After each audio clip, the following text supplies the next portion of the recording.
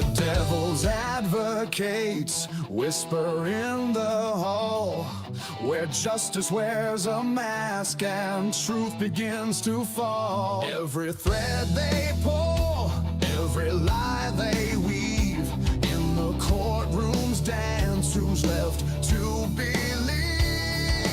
Oh, the devil's in the details, hiding in plain sight, innocent until the gavel steals the light. True crime echoes through the hollow night, fighting injustice with no end. The devil's in the details, hiding in plain sight, innocent until the gavel steals the light. True crime echoes through the hollow night, fighting injustice with no end in sight.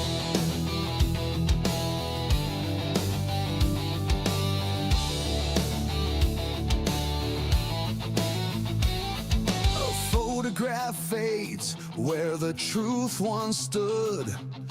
Blurred lines between the bad and the good. The scales they tilt with every silver tongue, while the broken cry for a song unsung. Black robes sway like shadows on the wall. One wrong word and the mighty fall. Who's a sinner? Who's a saint?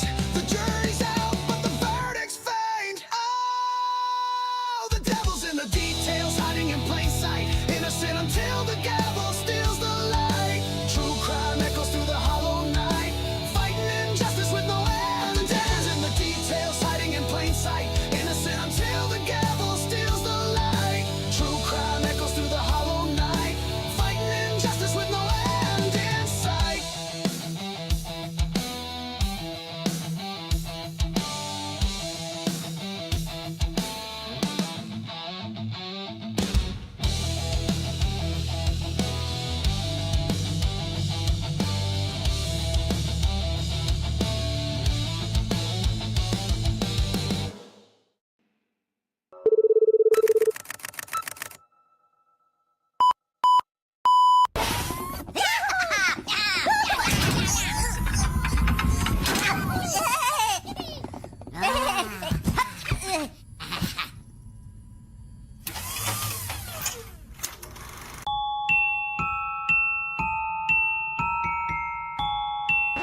Ladies and gentlemen, do you want to know why I'm here today? It's not because I want to give you a pep talk or because I want to make you feel good about yourselves. No, I'm here to tell you the truth.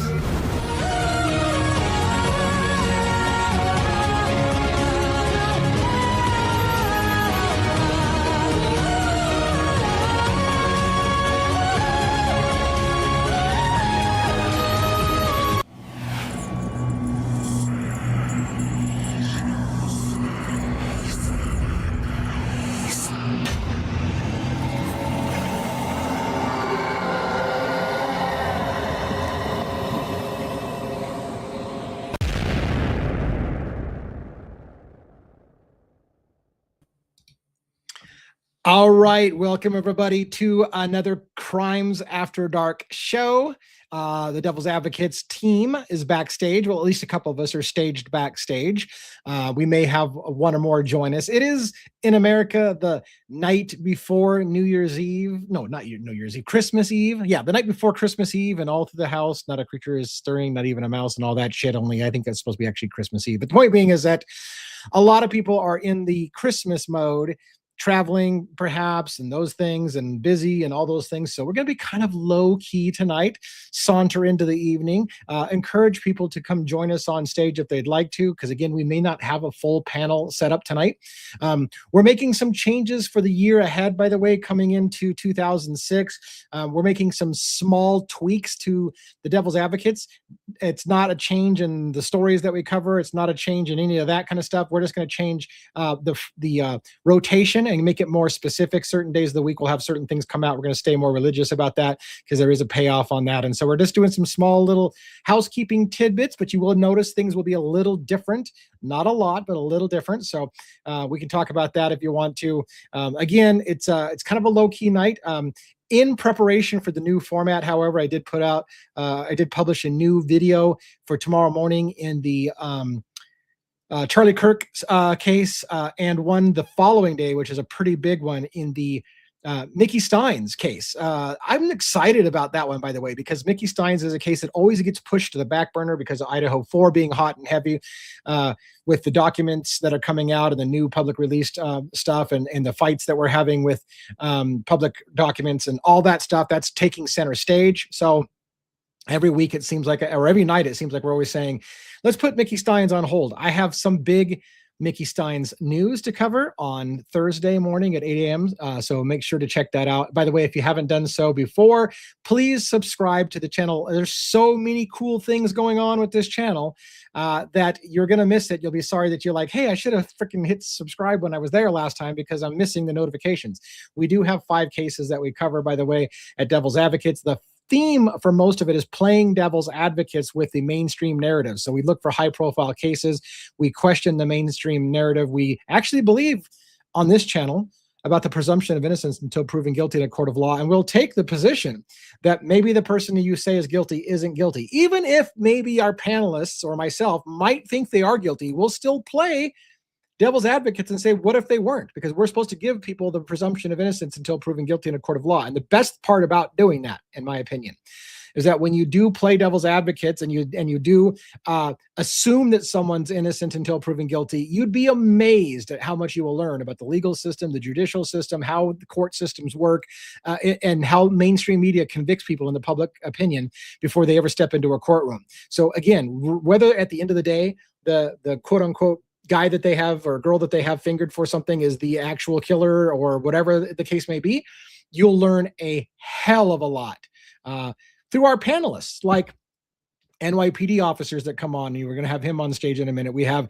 people with great brains that have been studying the deep state and things like that, like Joe from State of the Deep. We've got people who are kind of on the conspiracy theory angle a little bit. And by the way, I got to kind of rein in the conspiracy theory stuff a little bit. We do spend a little bit too much time sometimes because we have big personalities on our panel that are really big into the conspiracy angles. And while I like to entertain those things for talking points, I definitely don't want them to become half the show. So we're going to kind of rein that back just a tad. But in the meantime, let's bring our panelists up. Again, I want to make sure that before I bring my first panelist up, I'm going to make sure that we have an invite for you to join us. I thought I was going to do that. Let's go invite, copy link. Let's put this in the chat. If you would like to come join us, this is a great night to do so. It's very low key. And so there's a link. You can click on that link on your phone or your browser, on your PC or your Mac or whatever you've got, and it'll take you to backstage. I'll let you know that we see you backstage, and that will bring you up in a moment, and then they'll let you come up and ask any question or say anything you want within reason. You'll get to say what you want for at a moment until we ban you if you say something crazy. But for the most part, you're welcome to disagree with me all you want. Just do so in a respectful manner.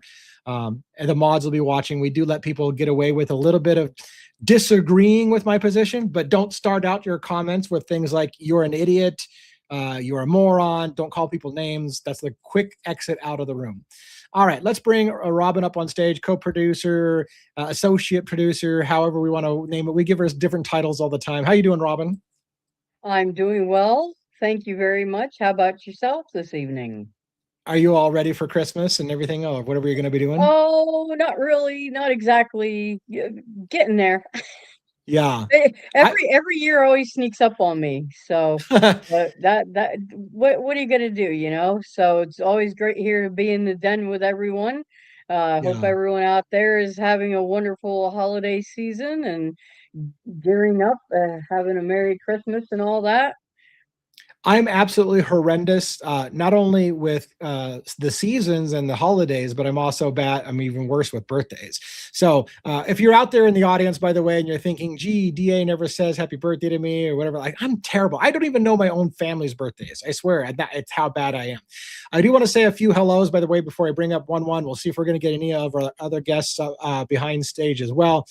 Essie, welcome. Amanda, I tried to reach out to Amanda today, but I know Amanda's been really, really busy. So it's nice to see Amanda is here. So Amanda is dutifully, as always, there in the background. Even if we don't hear from her, she's always lurking in the background. Daenerys Targaryen, welcome as well to the show. You're here on a regular basis. I love that. Here for the truth now. I love that username. As always, I say that probably every time I read that name. Who else do we got? Of course, we got one and Robin. One was backstage. Troubled Ocean from Florida. It's good to see you as well.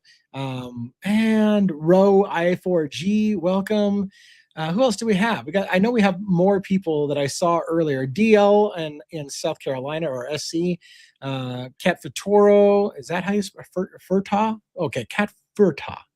8614. Anyways, I'm probably pronouncing that completely wrong and sounding like an idiot. I love it when you have somebody that has a creative name, you completely slaughter it, and then when you figure out what it is, you are embarrassing yourself. But anyways, G Angel 333, welcome as well. Linda Snyder, good to see you. Michelle F. Yeah, lots and lots of cool first time names. Shay Watson 3856, welcome. Lots of people that I see, lots of people that I haven't seen before. Beauty Before Ashes, regular as well, or Beauty for Ashes. Sorry, not Before Ashes. Cat's Mojo, regular. Rhonda, the She Devil next door in the house as well. Lots and lots of cool people. Again, very, very low key tonight. Please join us on stage. I got one I just brought up. One, how are you doing tonight? Good. How is everyone? How are you doing, Robin? Hi, Lee. Doing well, Good thank evening, you. How about Dan. you? You kind Good of to be live in the den on a Tuesday night. Yeah. See the magnificent background behind me, thanks to Amanda. Yeah, and I love it. I love it. Yes. I'm gonna have to get her to do a new thumbnail, I think, for our Crimes After Dark show. Maybe not. I don't know. I'll talk to her about that later when we get past Christmas. Let's not bug people during Christmas, but anyways, yeah, it's good to see you as always. Lots of stuff, there's a lot of stuff going on, by the way, in the Idaho 4 case with Lana and Jules and letters that they're writing and fighting back and forth with public records requests and appeals and all that shit. So we got stuff to talk about there. Like I said, new stuff on Mickey Steins I'm excited about. I don't know how much we want to talk about that tonight. We might just save that for it's not a premiere, but my video that's going to release on Thursday with all the new information. But we can certainly talk about it if people want to talk about the case. Susan Russo, I'm looking at some more names in here. But anyway, so yeah, let's just ease into the night. All right. Let me do my intro for you as always. Ladies and gentlemen, truth seekers, skeptics, late night thinkers, and anyone who's ever felt something about the official story just didn't sit right. Welcome to Devil's Advocates. This is not a podcast for easy answers. This is not a podcast for sound bites, outrage clips, or pre-packaged conclusions. This is where narratives get challenged, where timelines are dissected, where evidence is questioned, re-questioned, and put back under the microscope again. Because in a world flooded with headlines, hashtags, and half-truths, we believe one thing above all else. If a story is true, it can withstand scrutiny. Here, we don't argue innocence or guilt for sport. We don't protect institutions, personalities, or popular opinions. We advocate for one thing only, the integrity of the facts. Every case has a version that gets told and a version that gets ignored. Every investigation has answers it wants you to accept and questions it hopes you never ask. We ask them anyway. We slow the chaos down. We strip away emotion. We follow the timelines. We read the documents. We examine what was said, what wasn't said, and when it wasn't said. And when the narrative feels airtight, that's when we push the hardest. Because justice doesn't live in blind belief. It lives in examination, in contradiction, in uncomfortable doubt. So whether you're here because you agree with us or because you think we're dead wrong, good. That means you're exactly where you're supposed to be. This is the Devil's Advocates, where we challenge the narrative, test the evidence, and let the facts fight it out. Let's get into it. And with that, live from New York, it's Tuesday night. Very, very, very cool. Yeah, we do. I think you nailed it when you said the comment about if it's true, then it should withstand scrutiny, right? So people really shouldn't be afraid of the questions, because if they're telling the truth about the questions, then they should have answers for all of the questions, because it is what happened, right? When they get squirrely and nervous and pissed off that you're asking questions, it might be a sign that maybe your story is not as good as you think it is, that if you're afraid of scrutiny. And so it's a great point. Right. And that happens a lot in the Idaho 4 case. There's so much stuff, on 4chan, and I think the Idaho 4 is this happens in every case, obviously, but it's like a huge game of telephone. I feel sometimes we're like, oh my God, didn't you know you heard a gun rack? That's definitely a gun rack. Come on, TA, you heard the gun rack. Come on, like maybe. But do we know that? It's funny you mentioned the gun rack, because after Pavarotti said that's definitely a gun rack, you hear now forever in this community, people ask me what I think about gun rack guy, and I have to get like, you don't know that's a gun rack. You literally had somebody tell you it's a gun rack, and now we have to refer to him as gun rack guy, like it's a foregone conclusion he racked the gun. And I understand for some people are like, well, that's clearly what it is. No, it's not clear what it is. Lots of things can make that noise, but you know what? In the community, you refer to that person as gun rack guy. Right. I mean, the video is in the parking lot. I mean, could it be someone just closing a trunk or something? Right. There's a lot. Right. But that name is stuck with that. What about gun rack guy? Like, you don't know that's a gun rack. You don't know that's Murphy barking. You don't know. Anyways, like, so I like to there's so many things. Right. I like to mention that because that's one of the things that everyone talks about, but that doesn't hold up to our scrutiny, So right. Yep. So I didn't have a lot of time today to look at other creators. I did see, for just, again, this is, by the way, we want this to be an open communication. So in the audience, we're looking for questions that we can riff off of. And if you want to come up on screen, even better, because I got long form videos for preaching to you all day long about what I think about my cases. I'd rather hear some back and forth and some questions and answer some things that maybe I didn't answer in a video that you want to hear me say. But I did look at some of the new stuff going on. Interesting stuff. Did you see the big, huge letter back and forth that Jules posted with the Idaho attorney on the request for the documents, and she laid it out with the whole, okay, copy 1 is here, then you copied it to this thing, and now that's copy 2, then you copied it to this place, that became copy 3, and she basically goes through 7 iterations of copies, and then what you sent me was shit. How about you send me a fucking copy? Because the guy, whatever his name is, I don't know, I don't remember his name. The first officer or whatever detective that got the copy, she's got the document that says that they claim, they're supposed to be audio. Right. And so that was if he got audio, so where is the audio? Right. That was the brilliant part of her letter. For those who don't know, Jules was given 2 critical hours that she was really, really needing. We all need to see it's 2 critical hours, and they gave her a file with no sound in it, essentially. And then they tried to say that that's the only file that exists. And she basically cried horseshit and said, your own documents talk about people listening to the audio on that video. So you had audio on the video. Where's the fucking file with the video, with the audio? Like, you literally have documents talking about listening to the audio. So don't tell me you don't have the audio. She's got a big thing, and then Lana also has a big thing going on too. She explained a bit what she's doing. Her argument is, well, she's got many arguments, but her big argument, which I think is great, she's got the actual, the number of the law there in Idaho, where they're talking about evidence, what can be released and what can't be released, and it basically comes down to, when you have a piece of evidence, if it winds up being some kind of info that is going to invade someone's privacy, okay? If there's a problem with that, so there's a few different subsections. So one of the subsections deals with minors and some kind of sexual crime. Now, as far as we know, we know the rumors and we know all the stuff. We've kind of like briefly just sort of like just touched the surface We don't really cover any of that on here because it's not from the official narrative. It's not from any autopsy. We haven't gotten the official autopsy, but it's not from anything that we've gotten that have said that any victim was sexually assaulted or anything like that. Could they be hiding it? Could they be whatever? You know, that's another story. But until we know 100%, but that would be a reason to hide certain things. If it's a minor that's involved, that's a reason.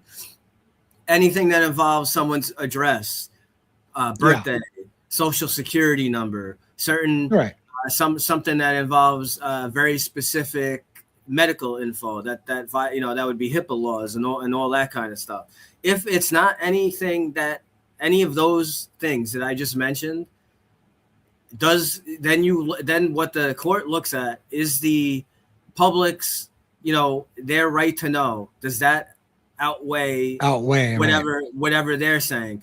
And in many cases it does. So what Lon's basically spelling out, if they're interviewing, if whoever just make some Payne is interviewing someone, and someone in the interview that the interview has to do with Idaho 4, and he's asking someone about something, and someone mentions a sorority or a fraternity, what right to privacy is there? It has to do with the case. They're talking about something that it's case law. It has something to do with the case. That's not right to privacy. We have a right to know about that. And unfortunately, they can play games. They can play games all day long because, for example, let's talk about the Banfield stop. So they could say, look, those guys were underage, and because they're underage, we don't have to tell you anything about them because they're underage. And even if it's not true that they weren't underage, they can tell you it is. You would then have to find out who it is, prove that they weren't underage, and then say, bullshit, they're not underage and I can prove it. And then they'll be like, oh, our mistake. We thought they were underage. Like, they literally can play games all day long and tell you, oh, this person was protected because of this, knowing damn well it's not, because you have to call them on their bullshit to be able to prove it. So they'll hide behind those games all day long. And the thing that's so annoying and so aggravating about it, it's like a circle jerk. They basically jerk you around because you see like a list of evidence and they're redacting the name of an interview, not anyone's birthday. They're redacting the name of an interview. So how? And you said it a few times on the show. I know, and we've brought it up. How can you make a FOIA request to even refer to the name of the file? We can't even put a FOIA request to ask for the file if they won't tell us what the name of the file is. Ridiculous. Right. Or there's the other asinine thing. To this day, a lot of the names like Dylan Mortensen is redacted with a DM, right? And technically, they'll tell you, I can't talk about who's in that file because that's redacted. And you're like, look, nobody in America who follows this case has any question who it is. We all know who it is, but they can still hide behind, sorry, it's redacted. We're protecting someone's name. And you're like, you're not fooling anybody. Like, everybody knows who that is. Like, everyone knows who it is. The whole country knows who that is, but they'll still be, sorry, that's redacted. Can't acknowledge that that's who you think. And then the other thing that's nuts with it is that you got Hippler, who has his own decree that says certain things should be released, and they're not being released. And then you also have the Ethan's family and whatever family brought out that lawsuit, and the magistrate, because they brought out that lawsuit, I mean, some of that stuff, it would have been harder for us to fight, but the fact that they brought out the lawsuit trying to hide body camera stuff and all this stuff, the magistrate that made the decision on that basically was forced to make a decision on certain things, and basically said, if there is underwear in the room, okay, you're allowed to see it. If there's we're allowed to see certain things. So most of these redactions that we've seen that have come out in these body cameras, it's all bullshit. All of these things should be re-released, which is great because then we have to make more videos. And it did allow, and by the way, somebody said, hey, blankety blank devil's advocates. I swear a lot. Yeah, I do swear a lot. Welcome Hemisphere and Twiz and all those Crime and Chaos for coming in. Yeah, I mean, and that's the thing. Like when like I said, I almost feel like the court or the prosecution asked the family to put in a request not to show the bodies, because it allows a judge to say, sorry, we specifically had a request from the family that it would be traumatizing for them to have this. So therefore, and again, the judge, like you said, subjectively has to weigh the public's right to know versus the damage that it'll cause to people in the crime. And of course, all they need is for someone to say, hey, this is going to damage me, to say, well, you know what, I'm going to lean towards not hurting innocent people. And since they might be damaged, we'll just keep it sealed. So it became an easy way to cop out on that one. And and again, maybe a different judge and a different thing would say, sorry, the public's right to know. And again, I think this case in particular has a million people who think that maybe it didn't happen the way that they said it did. So they're gonna continually push against the public's right to know, like acting like no one in America needs to know or has a right to know. Is going to eventually get pushed back on, because too many people are asking. Like, come on, be open about this. You can't keep hiding behind this shit. Everyone wants to know what happened. So, right, and if it's so simple, why are they still hiding shit? Right, it's ridiculous. I mean, I'm looking forward to there's new documents that are going to come out. Right, there's a bunch that are going to be unsealed. Supposed to be this week. I would love to know. I don't know if they're going to. I would actually be very interested in the official autopsies. I don't necessarily need to see pictures of but in a but not. I know they just released like a preliminary. Kaylee was stabbed this many times, that many times. I actually want a full autopsy that says like what their stomach contents were. The whole toxicology and I would really like to know that. Right. I've heard some wacky things about Ethan, and I just would like to know if they're actually going to, I've heard some wacky things about Ethan as well. Yes. And a perfect example. I don't want to bore everybody to death, but a perfect example. Xana and the 4 a.m. DoorDash delivery. People are using that as proof of life because Xana apparently ordered it. What if her stomach contents were found and she ate nothing? She had no food in her stomach. What if it and so then the whole argument of Xana was eating Domino's. Jack in the Box. Right. What if there was nothing? What if there was nothing? Like, we need to know about stomach contents. She just she just has the Domino's, right? Right. So the devil is in the details. It's almost like I made that phrase. The devil is in the details. Yeah. So and it's funny. Like I said, and it's funny you said that, because there are so many cases where that actually winds up being like such a key thing, and I've always thought that was the key to the on a side tangent, the John Benet Ramsey case, where John Benet Ramsey had undigested pineapple in her those details matter, which they went out to eat whatever at a neighbor's and did not have pineapple. Right.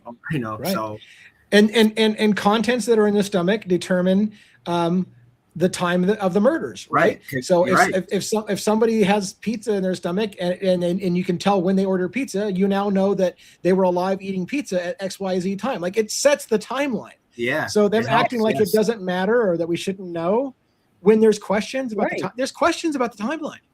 Yeah. Well, yeah, and Kathy Mavett, she's there saying, well, the toxicology isn't really gonna, well, yeah, it can, because depending on how much they had in their system, again, you metabolize everything. So I mean, whatever is found in there, depending on the potency, and I mean, I think everything is a clue at this point. I mean, really. I think they said that when I was hearing that some more text messages and stuff might be released. Oh, that would be interesting. I would love that. I don't know from who. That's what I was hearing, that some more text messages. If you recall, way back when they first started releasing the text messages, if you recall, this case is so fascinating. when they first started releasing the text messages, first of all, the initial story was all the girls were asleep and they didn't wake up until like close to noon. And that's when they discovered that something was wrong and they called 911. And that was a complete lie that lasted for like a good year, right? And then finally some text messages come out and show, well, maybe they were on their phones at like 4 a.m. and maybe they were on their phones at like 8 a.m, right? And it was funny because when they finally released some of the text messages, they only released certain portions. And Ann Taylor had to argue and say, if you're going to release the text messages, then give all of the text messages. Don't cherry pick which text message you're going to show the context for those things. And so they're like, okay, we'll release a little bit more. And I still don't think we've seen all the text messages. So they're still playing games. They're like, why can't you just fucking make all again, like you said at the beginning, if there's nothing to hide, then it should be able to be, you should have no fear of scrutiny. If the girls are telling the truth about what they did that night, then there is no problem at all with you showing us the text messages. There's no question at all. Like there's nothing to hide. If it happened like you told us it did, there's nothing to hide. I'd like to know too. Did we ever? We don't know. Did Kaylee leave a message for JD at all? Did we ever hear that? No, I don't believe. Like I know there's a bunch of calls. I know she went on. Call. There's supposed to be a 17-minute phone call, but not right. She probably. I think a voicemail. She went on Maddie's phone, probably trying to call him, but I was wondered like if she left a message. Yeah. I don't know. We don't know. I had heard at one point that Kaylee left a message, but because obviously if she left a message, then we know that it's her. We could prove, right. Good point. So that would be important. See, why wouldn't that matter? It totally matters. If Kaylee was alive, then because she left a message, then we need to know that. If she didn't leave the message, then maybe somebody was using her phone. Right. Maybe it wasn't her. Right. And did they download all of Jack's messages? Who else was he messaging that night? Right.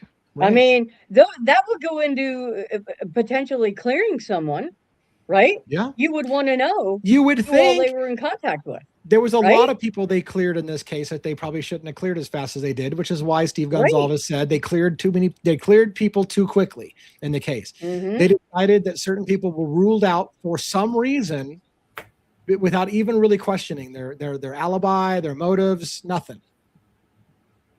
So anyways, I don't know. Again, take this opportunity, people, to jump on the stage, come up. Hemisphere, Twiz has been up before. You're welcome to come again. If you want somebody else to come up, like let me put the link out again. JP. That was a FaceTime call, Christina said. If that was a 17-minute FaceTime call with Jack DeCour, how interesting is that? The phone call that he doesn't remember having. He doesn't He doesn't remember being on it, but you have to press a button to answer it, right? Right. Right.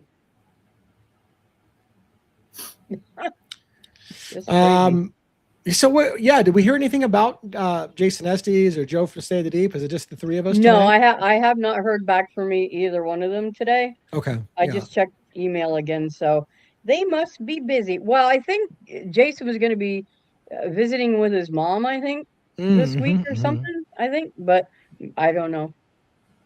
Well, hey, I'm all for low key. I mean, I don't want to force things tonight. I mean, like I said, I haven't spent a lot of time with other creators today to see what they're talking about, what their talking points are for the day.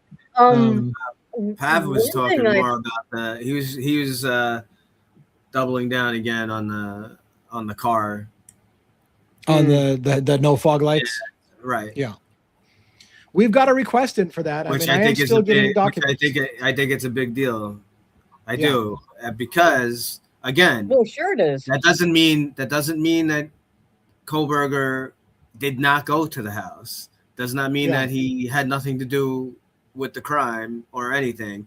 But at certain times, if we go back and you look at the probable cause affidavit, there are some very specific, I believe, like 253. There's some very specific time periods that were mentioned, saying that was suspect vehicle 1, that it was Kohlberger's car, and that car that they show at those times clearly has fog lights, which is not BK's car. So they use this info again, showing that the probable cause affidavit is completely invalid. Yeah. So we do have somebody that came up on, we do have somebody backstage. I got sidetracked for just a moment because I got a letter. I got a formal response to one of my public records requests, and I'm literally trying to read it live on air from Latah County Attorney. The Office of Prosecuting Attorney at Latah County responded. So they list Ashley Jennings on here on the letterhead, Bill Thompson on here. So I had asked for some documents related to, and I will bring Hemisphere up in just a second, but I had asked for some documents in relation to Bill Thompson's handling of two cases in his past that involved Moscow Police Department. Their response in brief, because I'm not going to read it all entirely, was basically, you're asking for attorney-client privileged records, and we won't give you that information. So that information between Bill Thompson and the client he represented in that case is attorney-client information. We are not going to provide that to you. I suggest you go to another agency to ask for public records and other things. So they're refusing in this letter to cough up anything as attorney-client privilege. I'll double check to make sure that I didn't write it wrong. And they did say, if you believe you're aggrieved by this response, you have a right to initiate proceedings in the District Court of Latah. However, they must be filed within 180 days of this decision. So they're giving me a decision of no, go fuck yourself. And I have 180 days to say why I think that they shouldn't have said that. And to be fair, I shouldn't have probably said go fuck yourself, because that's not what their language is. These letters actually are very well written and very respectful. It's just like, hey, we're not going to give you that information. Thank you for asking. Have a great day. So anyways, let's bring up Hemisphere, see what Hemisphere has to say. What's up? Welcome. Oh, hello. Hello, guys. Nice. Good evening. So what's on your mind? Well, me and Dago have been talking all day, so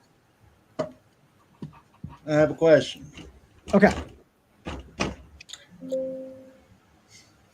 If this was an outside party that was not close to any of the victims, why was there two remaining roommates? Why was it kept alive?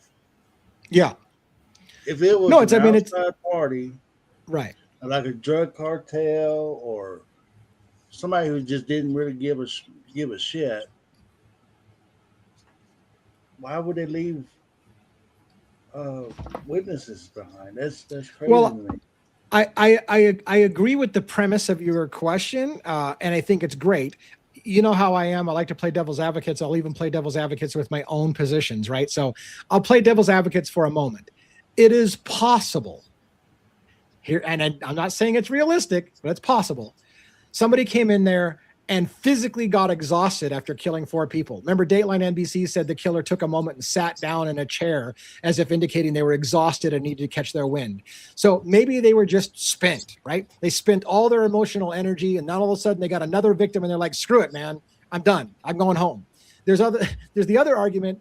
Bethany was on the first floor and never came upstairs. So maybe the killer had no clue that there was another person in the house on the lower floor. And third, there's the argument of, did the killer even see Dylan, right? Dylan does say that she saw the killer. At one point, she says they looked each other in the eyes. But is it possible the killer didn't see Dylan as they walked by because they had a mask on and their peripheral vision was cut and they just didn't see her as they walked out? So if I were to play devil's advocate from my own position, one, Bethany could have easily been missed by somebody and didn't even know that there was another person in the house. Dylan could have been missed on the way out because they were focused, or maybe they did see Dylan and they were exhausted. However, I think that the crux of your question is more realistic. So they knew, the killer knew Dylan, and as Dylan said herself, I think they might have known me and didn't want to hurt me, and I think that's what happened. Yeah, that's a key. That the fact that she said that line tells so much. I mean, I wish that they would actually, maybe one day, probably not, but I wish they would actually redact, all these interviews that show them, so we could actually, you can tell so much from body language. I'm no, I don't claim to be, I'm no expert per se exactly in body language. There are people, for that. FBI and other, you know, specialists. Some of them are on YouTube. I go to some of their channels and whatnot. And it's super interesting stuff. I was watching one earlier that there are some like basic, you know, some fundamental, you know, different things that people feel that aren't like learned, you know, they're not learned. Like it doesn't really, you know, they're true like throughout, like certain things, the way people, you know, squint their eyes or like being angry, like certain, it's super, it tells a lot of stuff.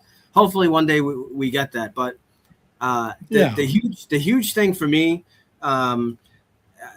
you know, how, you know, one of the big ways, obviously, other than getting a confession, and again, plugging this book that Lee and JJ recommend, Framed, excellent. I'm a few chapters in.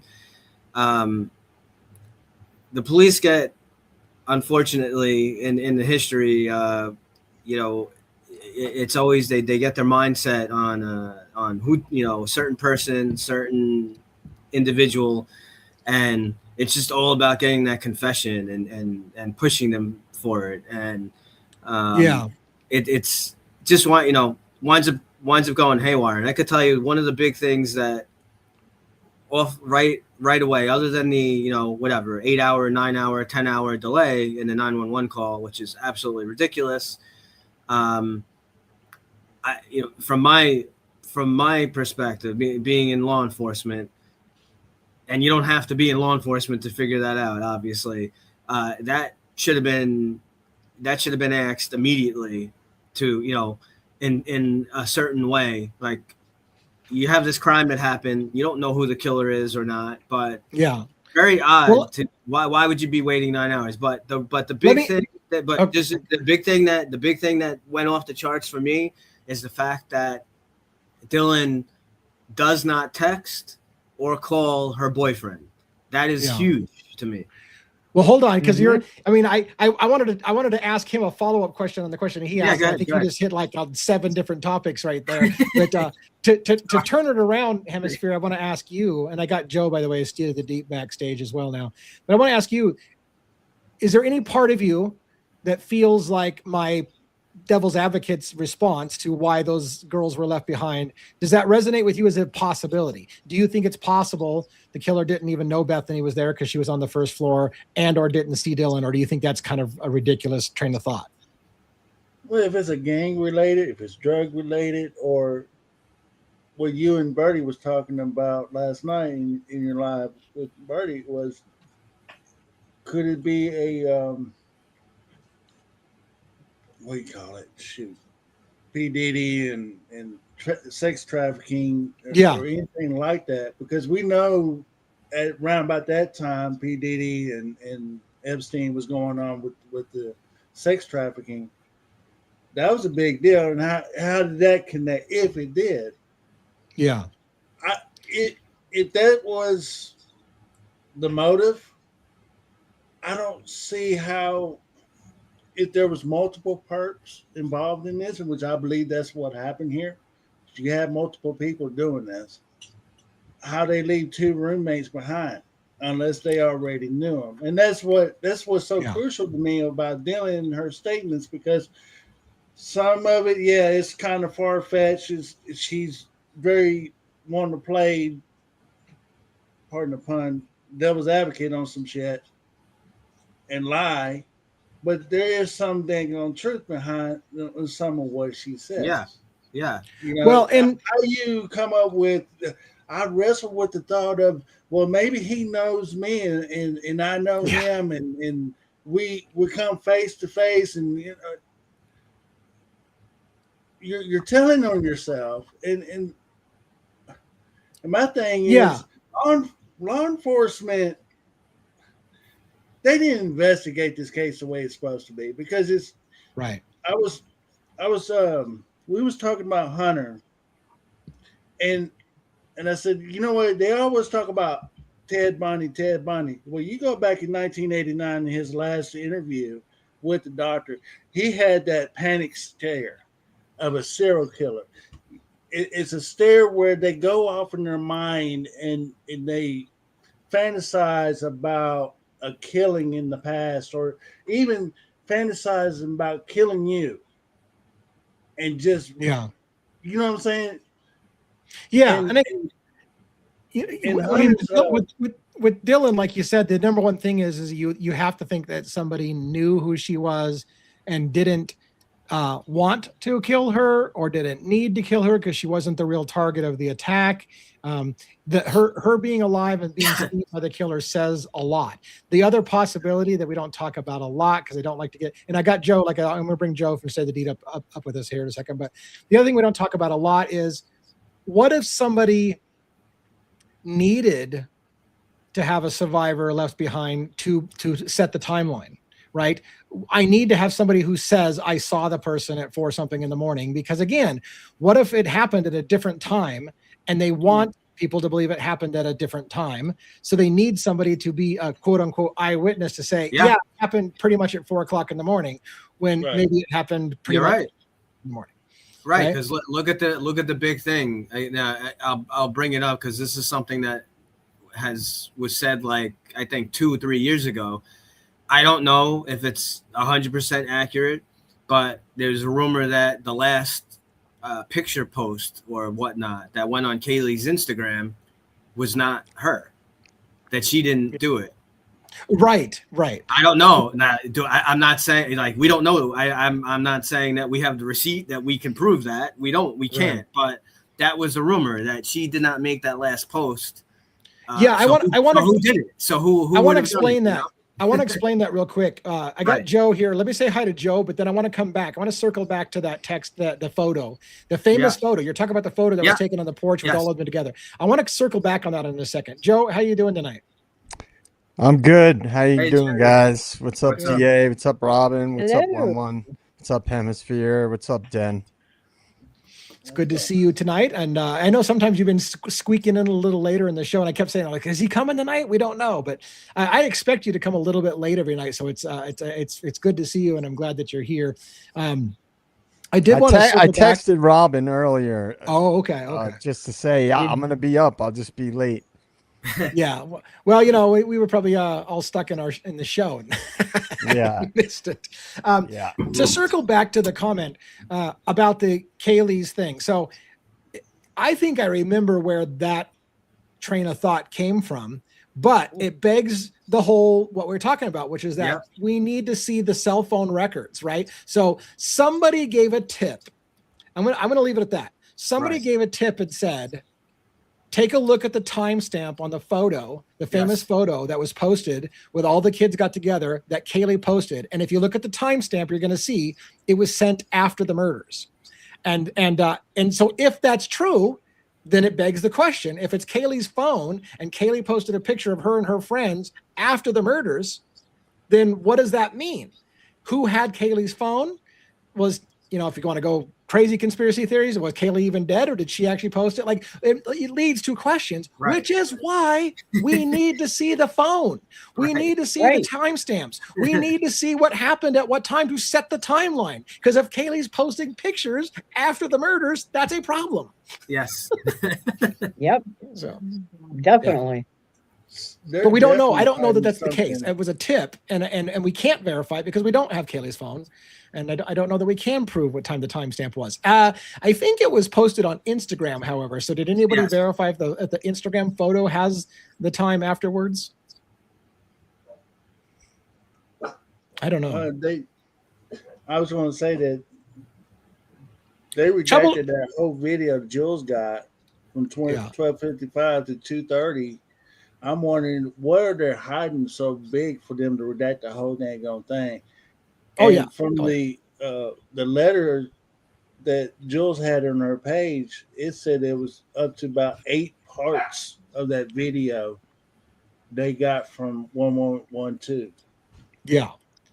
Well, I just pinned for a moment. Troubled Oceans thinks that when she looked into it, the photo wasn't posted after the murder. So again, that was a rumor that I heard a long time ago. I never did follow up. Right. Yeah. So, and that's why I was hesitant to say it, other than to use it for a point. Right. Which is that was right. That's what I was saying. Right. Exactly. Rumors are out there. You can dispel them if we know what the timestamps are. I have a question for everybody. It's kind of an obvious question, but we've all talked about the discrepancies in the information we've gotten based on what came out early. And as more information's been released, we see that a lot of the information was incorrect. And it appears as if something is being covered up. The redactions, the no video, rather no audio on that latest piece of footage from 1112. Yeah. Why do you guys think, just off the top of your heads, they're hiding things? Because it appears that they are. Why would they be hiding stuff? I believe because they know whatever happened probably happened at a different time, and it would fuck with their prosecution. So they don't want people asking questions. Hey, wait a minute. If the murders happened at 4 o'clock in the morning, then what's happening here? What is and they don't want people asking those questions. So they just will bury it and not let people know, because they don't want people asking questions, because it leads to any reasonable person saying, wait a minute, maybe the murders happened at a different time. So, right. Yeah. It could be that along with that obviously we know, we've talked about it many times, and we don't know necessarily what the interview was about or what they talked about. We can only, try to speculate, but we know Homeland Security, the Marshals, the FBI, there was some other investigation, some kind of drug operation, other stuff going on. But is it possible that all of that was going on? Absolutely. But something still happened under their watch. Yeah. And they don't want, it's not far-fetched to believe that could something still have happened, that someone dropped the ball and something went wrong and something still happened. There were still homicides or some homicides, whatever it is. I definitely do not believe that all 4 of them are in witness protection. I really do not. You have to ask yourself. Or I do. Okay, I'm not going to speak for you. I have to ask myself: did Ann Taylor get the silent version of that audio, that video from midnight to 2 o'clock in the morning? Is that all she had as well? And was all her constant fighting of like, I haven't seen all the discovery, and they're basically saying, piss off, you've seen all the discovery, you've had plenty of time, and is she really arguing like, where's the fucking audio on this file? And then it's like, no, don't worry about it, that is the file. Because that's what they told Jules. You have the file, we gave you the file, that's the file we have. And she has to prove to them now through an appeal, right, that there's no, another file. I've got on the record showing you had audio on the file. You gave me no audio. So it may be a file you found, but it is not the file I'm looking for. Send me the right file. How many times do you think Ann Taylor had to do the same game? Okay, great. You gave me a piece of information, but I need the file that actually fucking says something. Show me the file that actually says something, not the redacted one you sent me or the muted one you sent me. That's great, because they'll play those games all day long. Hey, we gave you discovery. Sure. You have it. I'm like, no, I don't have the right stuff. She said that in front of Judge that, there's pieces of video files that have, redacted audio and, so forth and so on. And, so we know that there's a lot of stuff that she didn't get that she repeatedly asked for. So it wouldn't surprise me a bit if there's all kinds of, are they giving out these same files to, to the people asking for them now and paying for them? And by definition, in my understanding, I'm not a lawyer, but in my understanding, this is the reason Ann Taylor kept throwing out the words exculpatory information. You are hiding exculpatory, because any of that redacted shit that might shed questions on the timeline of the murders, that might shed questions on why didn't law enforcement follow up? Like, what if it was just a conversation? What if, for example, just a simple thing, What if there was an angry shouting fight between Kaylee and her ex-boyfriend Jack outside the house, and he called her an effing bitch and walked off? If they muted that conversation and that heated exchange would be exculpatory information, because it would lead somebody to say, wait a minute, maybe the jealous ex-boyfriend who was just screaming and yelling at his girlfriend, calling her like, and keep in mind that I'm not saying that happened. I have no reason to believe that happened, but that's the kind of thing that would be exculpatory information. Whether or not he did it or not, if they got into a huge fight and they redacted it out and no one's allowed to know they got into a huge fight, then nobody knows that there might have been another motive. Right. So you have to have, you can't hide exculpatory information that would lead a jury to say, wait a minute, what if it's not the incel from Pennsylvania, but maybe it was a jealous ex-boyfriend, or maybe it was, what if they had a fight outside about the drugs? Where's my fucking drugs? I want my fucking drugs. If something was said like that and they redacted that so you can't hear it, that also would lead to a jury to say, wait a minute, was this over drugs or was it an incel? Like anything they redact out of that is going to change the narrative. And so they just hide it because that's not what they want to go with for the story. And Ashley Jennings using the timing advance records from AT&T, trying to prove where Kohlberger was at certain locations. It's okay to do that, but when the defense is trying to use their own expert to say that no, that you're not accurate, you're not looking at it at the right way, that's not okay. It's only good when it fits their narrative. Yeah, and it leads me to a lot of questions about what Anne did or didn't have, what she was still waiting on. Again, days before the plea deal, she said she didn't have enough time to review all the discovery. And then at the plea deal, they said, have you had plenty of time to review this discovery? And she's like, yes. She had to say that or there would be no plea deal. Yeah. I think just days before she said she hadn't. I think she made a mistake though. Obviously what was it, like 70 terabytes of information or something, or some crazy amount. Yeah. She definitely should have argued about the fog lights, about the car. That would have been huge. Trying to get the Frank Sherry. That, because if there's, I don't know what or whatever, whoever was it Judge, right? Or no, not Judge. I think it was Hippler. It would have been. There's nothing really to argue. It's like his car. It either has fog lights or it doesn't. It's not one or the other. Right. The car is red does or it doesn't. You're right. The car is blue or the car is red. Can't. It's not both. So if we clearly can prove at a certain location, well, you're saying that this is Kohlberger's car definitively. That's his, right? Suspect car 1 at this location. Well, it looks like that car has fog lights. BK's car does not have fog lights. So you're clearly wrong. Yeah. But I don't know. She didn't give that argument. So. Any other comments or questions, Hemisphere, that observations you want to talk about? No, it's just Hitler pretty much. He kept dwelling on the 7 days. Where's the evidence for the 7 days? The evidence is sitting in Zoom. All you had to do is push the button on there, and you can ask him. It was Cyril. He had the answers for Hitler, but Hitler didn't want to hear it. And the whole time, throughout that whole argument, it was like he got in his took off his robe and played prosecutor and wanted to fight them Ann Taylor all the time. Yeah. She couldn't there was a difference between Ann Taylor in front of Judge and Hitler. Two different lawyers. Yeah. She was more comfortable in front of Judge, but something about Hitler, she just it turned her off.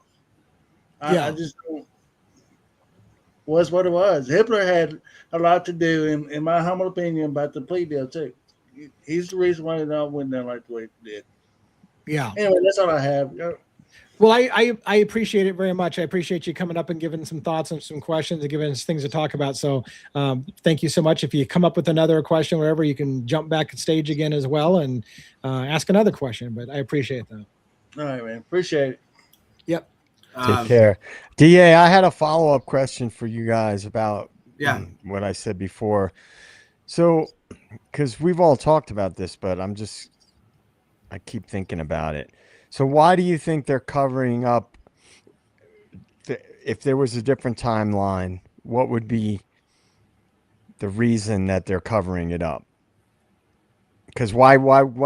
I mean, they could have just said that Koberger was there at an earlier time. You know, I mean, if they were going to be shady, they could have just said, "Oh, he pinged on the towers all different times and all this," and tried to shift the timeline. Or do you think that they wouldn't have had enough? Well, first question is why would they change the timeline, right? Because they would have to be knowing they would have to change the timeline. It would be deliberate. So in other words, this person or this car that showed up at whatever time, 4 a.m. we're gonna pin it on this person. There has to be a reason for that. I think the answer, maybe I'm being wrong, but you have read that first case in Framed. One has read the first case in Framed. I'm almost done with the second one. Right. All it takes is for someone to say, "I think it was this guy," and then someone runs with the ball. So once the FBI said to Moscow Police Department, "We think you should look into Brian Koberger. He's probably the guy," then the timeline had to change because they decided, FBI says it's Koberger. It's got to be Koberger. The FBI is not going to get it wrong. If they say it's Koberger, it's Koberger. And that's when this timeline changed. And they said, well, here's the problem. We know Koberger was at his house at 2:45 in the morning. We know that we don't even have a car that even looks like his leaving until XYZ time. So therefore, if Koberger did it, we have to now change the timeline because there's no way he can be the guy at 2:30.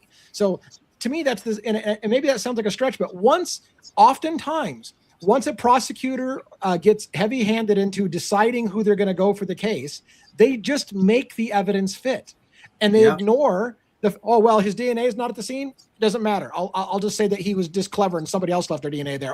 This wasn't at the scene. Doesn't matter. I'll just look there. They just literally get blindsided and narrow focused that they now know who the guy is, and they will make the thing fit. So to me, I feel like that's the answer, is at some point they were told Koberger is the guy, and then they just shifted the narrative because the only way to make Koberger the guy is to have it happen at a different time. But why not try to pin it on somebody that was seen with the girls at some point or had some connection to the girls? Like if they were going to go that route, right? If they're going to go the route to pin it on somebody, frame somebody, then couldn't they have found somebody that had a connection to the girls? Well, and so along that lines, Susan Russo is kind of saying a similar question. Because the argument against what I just said was, if they get somebody's idea in their head and just force the data, then why didn't they do that with an early person? Like they should have had people to go after early in the investigation, not waiting weeks to almost a month to come up with a name, right? So why didn't they come up with a theory a long time ago and then force all the data to make that person guilty? And again, that to me is the biggest mystery of this case. Something shifted them off of who they already suspected. I think they did suspect somebody early. I think they said the murders happened between 2:30 and 3:30. I think that was the consistent case until the FBI gave them the tip on Koberger, and then everything shifted. Why though? Why didn't it follow what you typically would see, which is that they already have who they want for it and they're just going to make it fit? Right. They shifted the narrative to Brian Koberger is the guy. Right. Well, do you see where I'm going with this, guys? There's a reason why I'm asking these questions, because they could have pinned it on Kopacka. Sure. He's dead. Right. He can't defend himself. Oh, we had things linking it to him and whatever. If they were going to plan evidence, they could have planted evidence. Why he went to Koberger. That could be the reason why he went to Koberger. Kopacka's not here. Right, but I mean, they could have solved the case, and the community would have been felt safe again. We got the guy. We took him out. But as we always said, we've said it many times. Maybe they, maybe Koberger was indeed there, that he had some, he drove Kopaka, or he had some involvement. He didn't actually, like he said, like Lee always says, he always claimed factually that he had nothing to do with the homicide. So maybe Koberger was there. Koberger, maybe he actually was there, driving the car, or some had something to do with something, but had nothing. I'm gonna help Joe out a little bit, because I feel like what Joe's doing. Sorry, Robin, I didn't mean to interrupt you, but I think what Joe's doing is it's the typical Joe. You can lead a horse to water, but you can't make him drink. So you're trying to lead us, but we're not drinking. So you've led the horse to water. You can't make us drink. Tell us where you're going with it then. Well, what I would say to what one said was, we seem to believe, and a lot of people seem to believe, that the crime happened earlier, right? So if Koberger was in fact there, the only white Elantra we saw was at 4 a.m.-ish, right? Yeah. So that would, if he was there and he was involved at the time in the murders, I guess is what I'm getting at, then that idea doesn't really hold up, because the only time we saw a white Elantra in that area was later. Right. So what I'm getting at is, because I'm not going to give you a conspiracy theory, I'm trying to build a logical case for why I think Koberger was handed over basically as a suspect, because he was working with the feds. Because why else would, he could, because again, that could have not been his car. They saw a white Elantra leaving the house at a certain time. That we can't confirm that he was in the car, obviously. But if he could have been brought in after the feds or whoever else was involved, the feds, let's just say, because they were involved pretty early on. After they saw a white Elantra at a certain time, Koberger is brought in as a suspect, because he may have been, or it could have been a red herring. If it was an operation, that the white Elantra could have just been a red herring. But I'm just saying, like, the reason why he becomes, and the timeline shifts and he becomes the main suspect after they allegedly had another suspect potentially, I tend to feel like it points to some kind of collusion with the feds, that we're gonna basically hand you this guy as a suspect. Maybe, yeah. I mean, it just logically, it doesn't make sense why, if they were going to frame somebody, they could have found people that would have been easier to convince people that did it, like people that had a connection to the girls, or someone like Kopaka, who is dead. He can't defend himself. There's not going to be a trial. They could just say, yeah, we found this. And they could say the same thing. We found this knife sheath in his apartment, or something along those lines. Or we found the knife in his apartment, and the knife sheath had his DNA on it. If they were going to frame somebody, I'm just trying to work out some of the most obvious things, like why they didn't take it. If they were going to frame somebody, why not go, unless he was a Fed, unless Koberger was working with the feds? That's my whole point. Well, I think that Cy Ray, in my opinion, is going to be a huge key to this case, because I think that's one of the reasons Cy Ray was irate about Ashley Jennings, because he knows why potentially the FBI fingered Brian. He knows something, and he's not being allowed to say it. And he knows for a fact that they were able to get those timing advance reports through, as he called it, the back channels.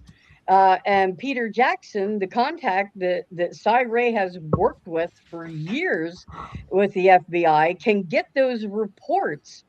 They have other channels. And so he knows why potentially Brian would have been fingered by the FBI. And why was the FBI so eager to, serve up Brian on a silver platter? And Thompson, he was probably so happy to be able to have an opportunity to win. I say win another case. That late in his career, he was just going to go with whatever the FBI told him to go with. Because like if Kohberger, oh sorry, go ahead. I got a quick question. So are you saying, I get what you're saying, but are you more so implying that so Kohberger is working with the feds, that they just threw him under the bus, or that this is all that he knew this was going to happen? Because I was going to say, if he's working with them, the devil's advocate that I'd have to say to that, why waste 3 years or whatever? Why waste 2.5 years? And then at the last second, Josh Hurwitz comes in, and all of a sudden it's a plea deal, and like, why not right away? Okay. Well, because you could there's always multiple reasons why operations get carried out. So like the tie into that is, would the feds allow a local police department to frame a guy? Right? Because they were involved in this case, which means they had all the information that was available early on. So why would what I'm trying to say is, if it was a local thing and the PD was framing Kohberger, right, would the feds allow that? Because they would have had all the information that MPD had. So would they allow that? So that's why I'm implying that the feds brought him into the picture, because it was under their auspices. So let me throw a spitball idea out. I don't know what the legal precedence is, but this is even in Luigi Mangioni's case, which I also cover, right? There was a police officer who said, hey, we love working with the media because it allows us to shape the conversation. We can say what we want to say to the media, and it doesn't have to be true, right? And so the law enforcement can mislead the public. Like, let's say law enforcement suspects that the real killer is out there on the loose. They can lie to the media and say, hey, we've got the guy, we're not looking for anyone else, and therefore make the person who they are looking for get lazy and think, oh, I got away with it. They're not even looking for me. They got the guy behind bars. I got away clean. And lie to the media and work with them in that regards to tell people, hey, look, we've got our guy. We're not looking for anybody else, while simultaneously going after somebody else. So could that have happened in the Kohberger kind of situation? Could you say, well, the feds know it was somebody else, but at this point they needed to have that somebody else think they got away with it, and hey, we're not looking for anybody else, we got our guy, while simultaneously going to look for the actual person they think did it?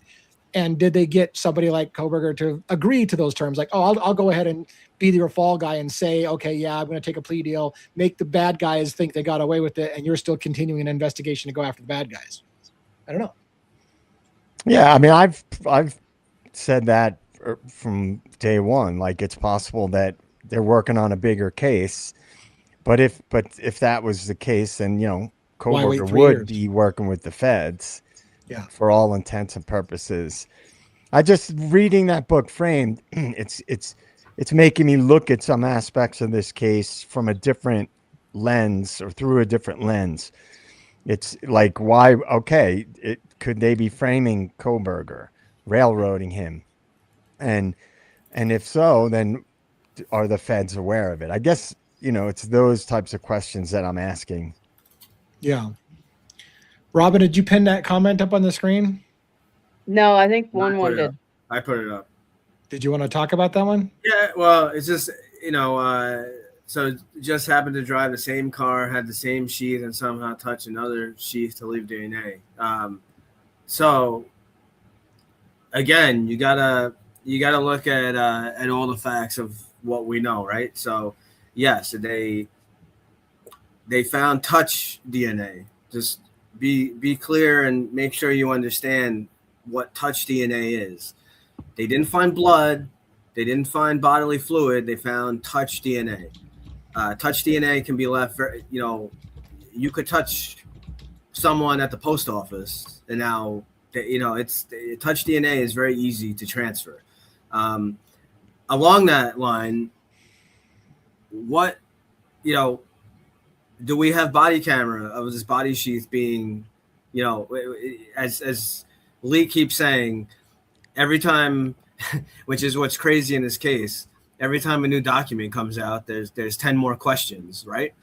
So this knife sheath is discovered, and there's no body camera footage of the evidence. So what does that mean? Is the evidence planted? I don't know, but it's a good question. Why is there no body camera footage of it? It should be on body camera footage. It's highly, highly suspicious that it's not. And this comment, like, he must be the unluckiest innocent person ever.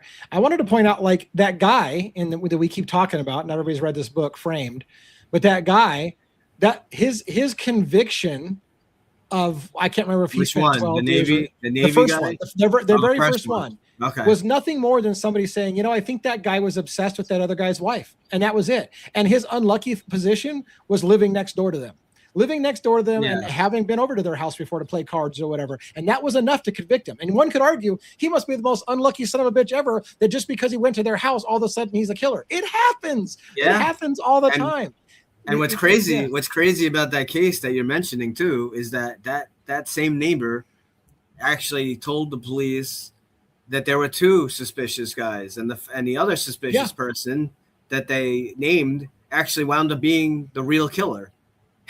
But the police got so targeted on that one individual that even when they had the DNA evidence that cleared this guy of doing the rape and the murder, they still manufactured more stories to try to fit a narrative. It's insane. Yeah.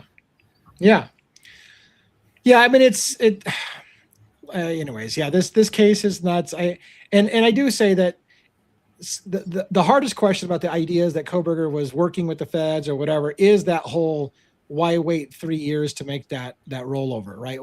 Why for 3 years do you maintain your factual innocence, and only at the last minute and again, the timing, when Hurwitz comes on, and within a month or so of Hurwitz coming on to the case, they got a plea deal. Maybe it's unrelated, I don't know, but what happened? What happened in that last minute? Why fight it for 3 years? Every step of the way, fighting it for 3 years, only to throw your hands up at the last second and say, you know what, screw it. It was me all along. Why? Well, so to all the people that are like, implying that, it's obvious Kohberger is guilty, then why all the inconsistencies with the information that's been released? Yeah. If it's a slam dunk case, you don't have to lie about it. If it's obvious, you don't have to create all these narratives that are not true from day one about the case, and then have a guy that you arrest and don't allow any alternative suspects. I mean, if it's a slam dunk case, then you don't need to lie. You don't need to give shady information. You don't need to redact everything. Right. It's right. It's just let it be. You let it. Yeah. This is the facts. Read them and weep. He did it. Here it is. Yeah. Why all the lies? Why all the rumors that were spread that they allowed to float around? And why was the PCA completely bullshit? Why come out in the beginning and say they were all asleep when that wasn't the case? Right. I mean, why, if the case is just a cut and dry case, then you don't need to lie. You don't need to cover shit up. You don't need to redact everything. Yeah. Give people the runaround. And why won't the FBI let any of Brian's interviews come out?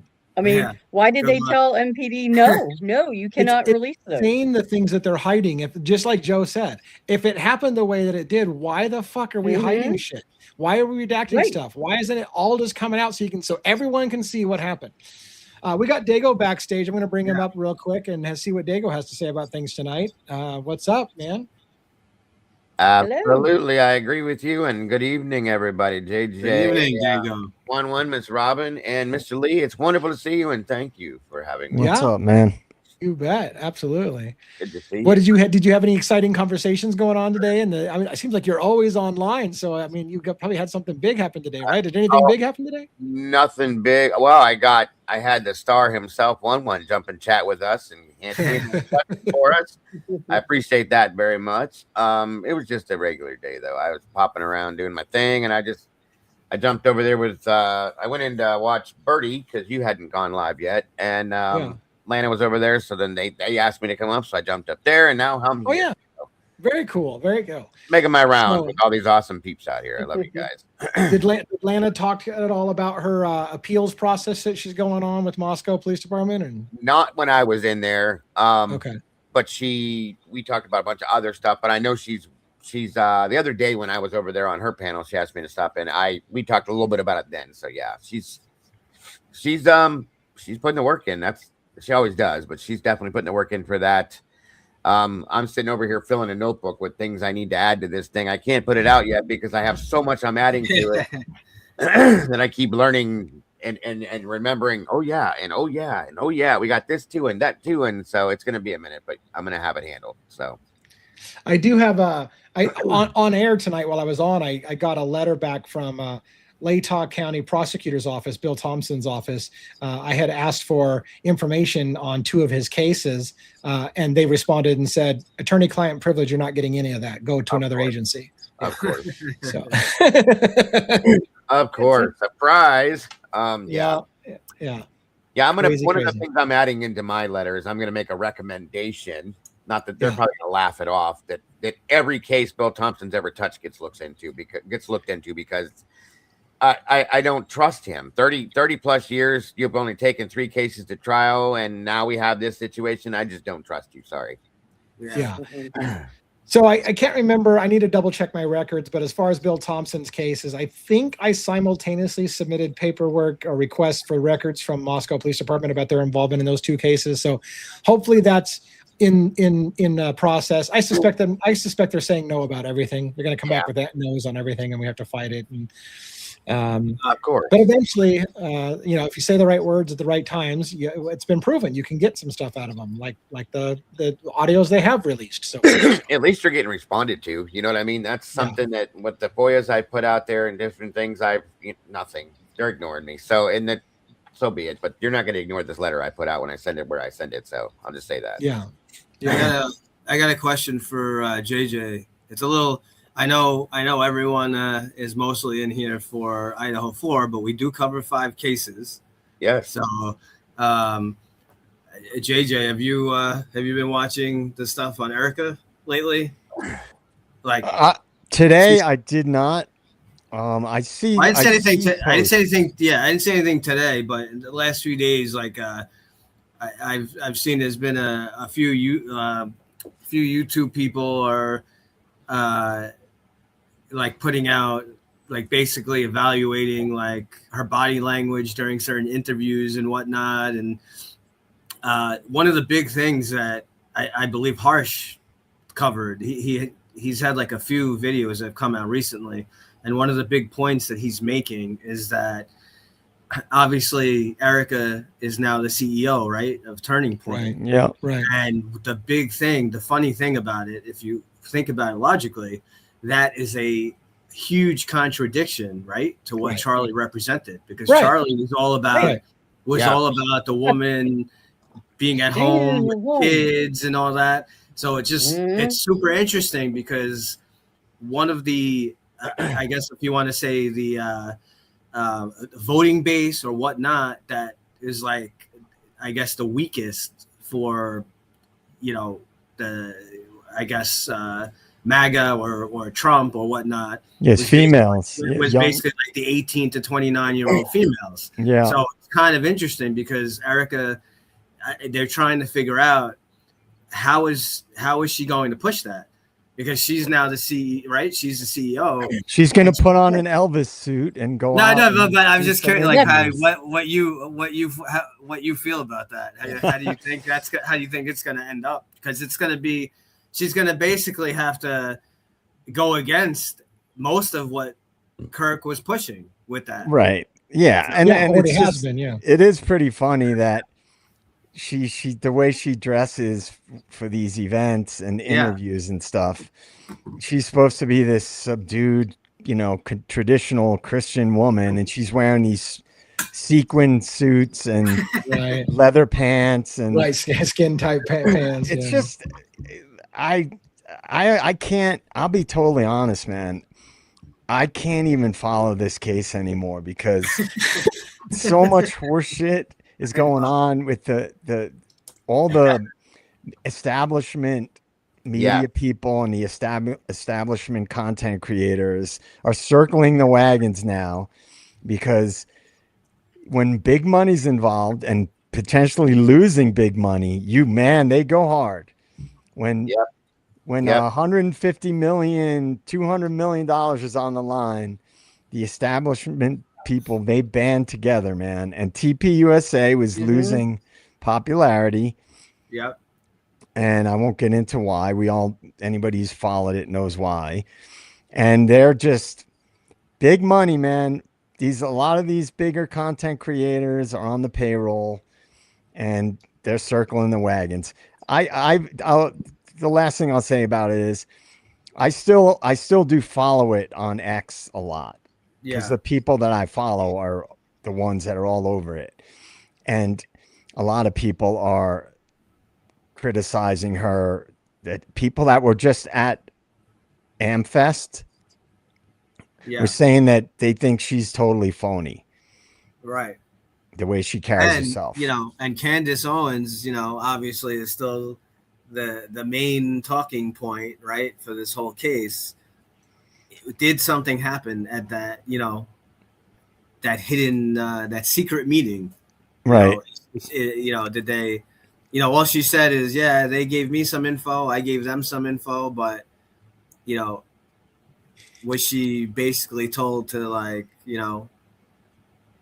follow this path and, Yeah, look, I can sit here and talk shit all I want. Nobody's offered me $1 million to keep my mouth shut. Right. Maybe if they did, I'd be like, DA, fuck you, man. Luigi's fucking guilty, man. I'd roll all over you guys if somebody came. Well, right. I'm glad we know where your priorities are. Exactly. I mean, it's never happened. So I don't know how I'd respond, because it's never happened to me. Money would speak to a lot of people. Yeah, for sure. So I don't know. I do have a video coming out tomorrow on Candace Owens in particular, but it's not breaking news of any way, shape, or form. It's more just me kind of riffing on, when you think about this case, there should really only be like 3 names that are coming up all the time: Charlie, maybe Erica, and maybe the alleged shooter. But I swear, if you search for Charlie Kirk, Candace Owens' name comes up all the time as like, you have to hear what her opinion is on the case, which again makes me question, why is she more popular than the people who are directly involved in the case? I was getting ready to ask you, what do you think Candace Owens has to gain from what she's doing right now? I don't know. Other than, I don't know. I mean, popularity. It's funny. She's mega huge, right? Her channel's got on YouTube alone. It's got 5.75 million people that watch her on YouTube on YouTube alone. And she was already pretty big. Yeah, right. She was already big, right? She was already big. The point being is that does it just keep you? I don't know. It's funny you said that, because that question was kind of not asked in that direct way, but kind of in that way by Piers Morgan. Yeah, Piers Morgan went directly at her, and he was like, "Candace, you have millions of people that watch your show. Like, it matters. It matters what you say, and you're putting names out there, and you're saying people are responsible. And Turning Point, which is supposedly that's Charlie's, that's his baby, right? His big thing. You're telling me that people he was so close with, conspired and went against him and did all this stuff, right. And he really went at her a bit. So, well, and to play devil's advocates, if I had people turn on me that I trusted and whatever, and they turned on me, and I knew what they were saying was bullshit, there's a part of me that would just go fucking rabid and be like, I'm talking about this all day long, every day, because you guys are full of shit. So what if it's personal? What if it's just personal? Right there, 100%. Yeah. I don't know. I mean, it's, we may all end up having to bow down to Estes crime maze because maybe his absolutist nature, his gut feelings are right. Now, I don't know, but I do know that controlled opposition is a very real thing. And, so I keep my opinions and my ideas open to different things. I try to keep an open mind about it. We just don't know. I mean, I always say this, when big money's involved, it changes everything. Regular people don't try to live their life with the sole goal of getting really rich and having power. And so most people wouldn't fathom what, big money is capable of, because we wouldn't do those things. But when you just look at history, at what's been done in the name of big money and geopolitics, nothing's off the table. Yeah. What other cases are you following right now, Diego? What do you talk about mostly? Well, I haven't talked a lot about much, but I am following that case there. You just brought up there. I'm following Letcher County, Mickey Steins, Kevin Mullins. I've dipped into the Aguilera situation. Also following, well, I always was following Delphi, and as it reflames, I'm going to be jumping back into that. I still bought back and forth with Summer Wells, and I still bought back and forth with the Sebastian Rogers missing case a little bit there, and a couple other little things here and there. So I got quite a few going in the background too. Nice. I've got a big video coming out on Thursday morning about the Mickey Steins case. I don't want to give too much about it, but it was interesting. I just saw a new article talking about Mickey Steins, who will be on trial for the murder of the judge, Kevin Mullins, is testifying in the new case coming up on Ben Fields. So Ben Fields, his deputy, his trial starts in March. And Mickey Steins is on the list and is going to testify. So isn't it interesting? You've got a guy who literally is facing his own murder trial, going to testify in a case that I believe, and I'm going to argue an argument on Thursday, how the case he's testifying in directly relates to why the judge was shot in his case. And he deposed on it right before that too. So yeah. Yes, he was deposed 3 days before he killed the judge, and it's totally related to the same case. So I find it super interesting. I'm going to riff on that on Thursday about what happened in that case that he was deposed in, and what led to the shooting of the judge, and now how interesting is it that a guy who's literally going to be on trial for his own murder is going to testify in another case that led to that murder. Super that weird. case is wild too. I've been on that since day one, and I cannot not think about it. Even when I'm not dealing with it, I forgot Anna Kepner. Thank God my mods are in here.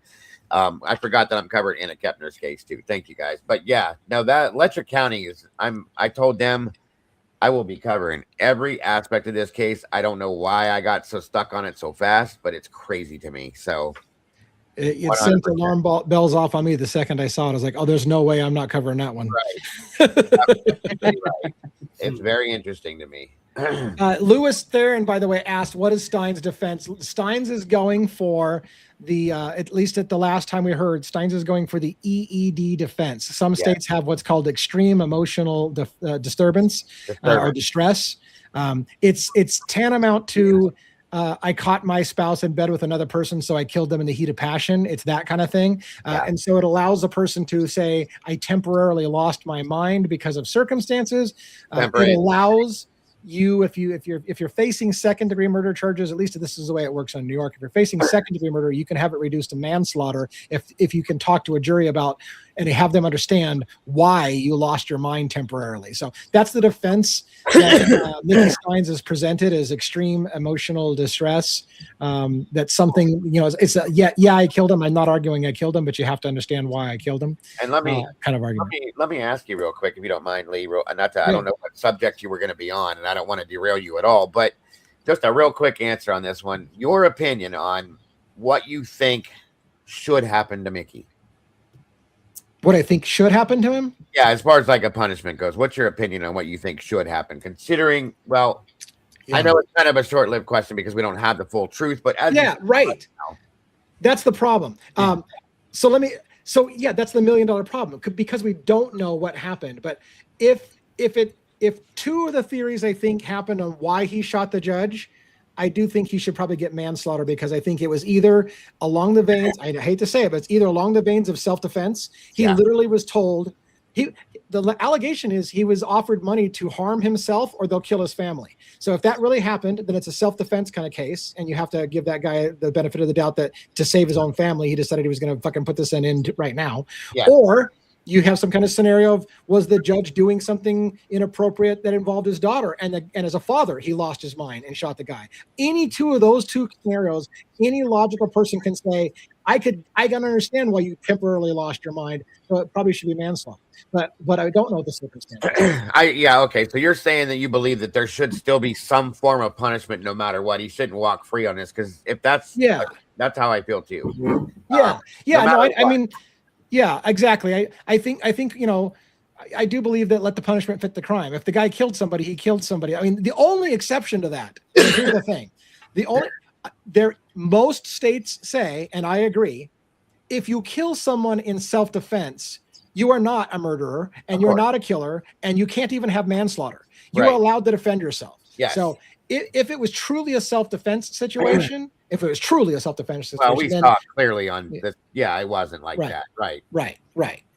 And that's how I feel too. That's why I asked you. Like, yeah, if there was a video and you saw Mullen sitting there pointing a gun at him and he shot him, we know, and I got you. I get it. Okay. Yeah.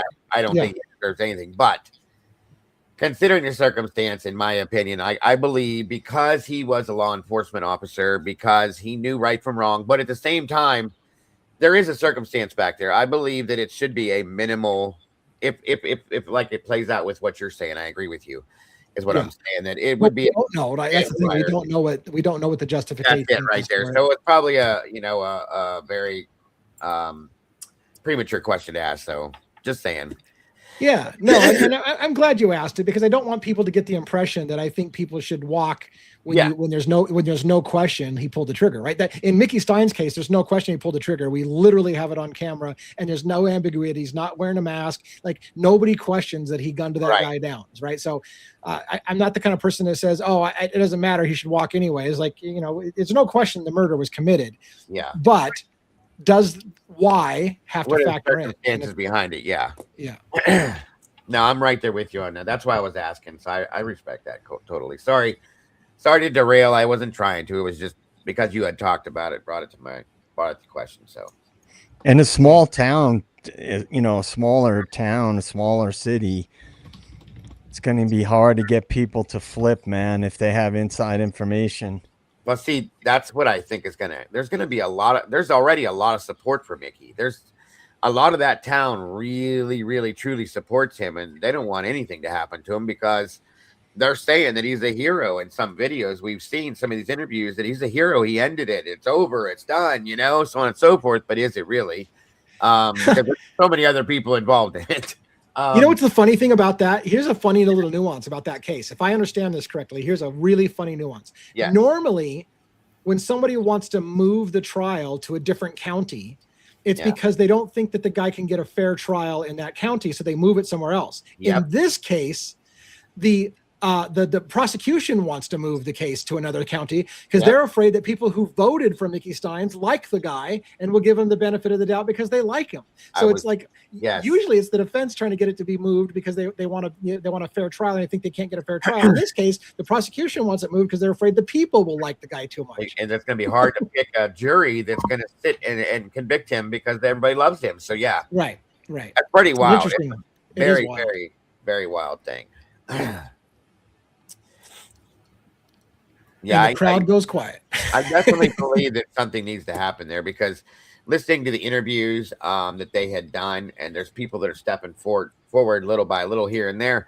They're throwing in, saying that the local FBI office had people involved, and higher ups here and higher ups there, and it stretches out beyond Letcher County, so on and so forth. And I said, you guys definitely need to get a lock on this, because it's starting to look like, this is a good old boys community, as 100%, 100%, yeah.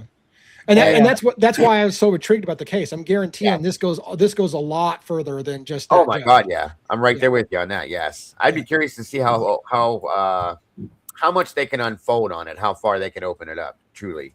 Well, people are already dying in the case. In my opinion, people are already dying. Jennifer Hill, who was going to testify against the deputy, just died. They said, so there we go. I can't remember her name, but Atkins filed a lawsuit against the deputy, right? And that was Nikki Steins was deposed in that case. Jennifer Hill joined the lawsuit against that deputy and then just died. At 44 years old, just died. And that's all they say in the papers. She just died, so the charges have been dropped. How the fuck did she die? No, people are literally dying now. That's bullshit. Yep. And who said it? Who said? I can't think of her name. Tay. The first woman that came out and gave her interview. Yeah. She called it. She said people will die. She said people will die. Happened. And here we go. That's number one. I think they are dying. Yeah. I'll be damned. Crazy shit. It is wild, but it's real, folks, and it's happening day after day. Makes you look at Idaho and go, yep. Yeah. Yeah. Well, yeah. It seems like Idaho and Kentucky might have some things in common. We're supposed to get releases, right? What is it, tonight or? Yeah. Anytime, right? I'm looking right now. Tuesday. What is tonight? Tuesday or Friday? I'm looking to see if anything's dropping now. Yeah. Usually it's Tuesdays and Fridays. I've seen them drop late. Usually I need to go live. But usually what happens is it screws me and I'll go live and then drop right in the middle of my show, and I hadn't already put it in my title that I'm going to be looking for. So yeah, maybe that would get him to drop, you guys. I actually really thought they were going to drop when I was live earlier, because it always happens to me that way, and I'm like, no. I know. I hate it when I've got something planned and then something major drops, and I'm like, everybody's like, why aren't you talking about this? And I'm like, I've got another case I'm following. I can't drop everything. It happens every time, Lee. Yeah, every damn time I go live. We were getting ready last weekend. We were getting ready, for that the 12:50, 12 to 2:55, right? 2:30, whatever. We were getting ready, and then no audio. Like, what? Of course. And there is nothing new as of yet. Nothing new. All we have is the December 18th order unsealing and redacting and/or maintaining the sealed status of documents as of now. Case summary shows. Come on and load. God, I hate this when this does this. Yeah, I only saw one document that was new, and that's the same one that that I went through the other day, and I was like, this is what we're gonna get. If this works out, we're gonna get quite a bit of stuff, but we'll see. There's nothing else on the case law or case summary that wasn't there. So it's either not going to happen. Like I said, also in my show, I said that we're like 2 days out from Christmas, so they may. Right. A lot of government take a couple of days off before and a couple off, so we may not get nothing until next week. So I hate waiting, but you never know. You know what I mean? Yeah. True. Dago, do you guys have? Go ahead. I was just going to ask Dago if did you ever look into anything with the white Elantra that was in that car accident in Oregon? Yeah, we did. I'm super interested to know if that car had. I don't really know I know about it, but I'm wondering if that car had fog lights and more info on that car. I have to. We looked at it, of course, 3 years ago, pretty hard, and a couple of my moderators have looked at it as well. And I'm going to go back to it now with the whole thing that me and Lee did the other day with the fog lights thing. I have a big curiosity because I don't even remember. I don't remember. Yeah. I do have questions about it. I always have. I never believed that there was zero connection because of the names that were listed on the title and who the owners were. Yeah. In the past. So, I mean, I don't believe in these coincidences, you guys. Right. It's insanely stupid. I just don't believe in them. So I gotta believe that there's something there with that car, in my opinion, is all I'm saying. So Yeah.